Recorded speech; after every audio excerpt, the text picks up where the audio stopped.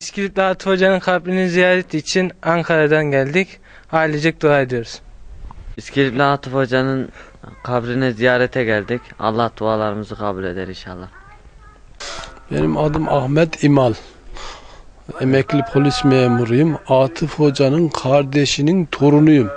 Yani babamın öz amcası Atıf Hoca. Evet. Atıf Hoca'nın başka yakınları var mı burada yoksa? Yeğeni var. Evet. Bahattin İmal var yeğeni burada. Evet. Onun oğlu var Ahmet Varık İmal. Ekseri onlar ilgileniyorlar. Biz il dışında olduğumuz için yakinen ilgileniyoruz. Fakat yakinen takip ediyoruz bu işleri. İlgileniyoruz elimizden geldiği kadarıyla. Daha önce burada Atıf Hoca pek tanınmıyormuş deniyor. Bunun sebebini sorabilir miyiz size? Sebebi herkes kendi kendinden çekiniyordu.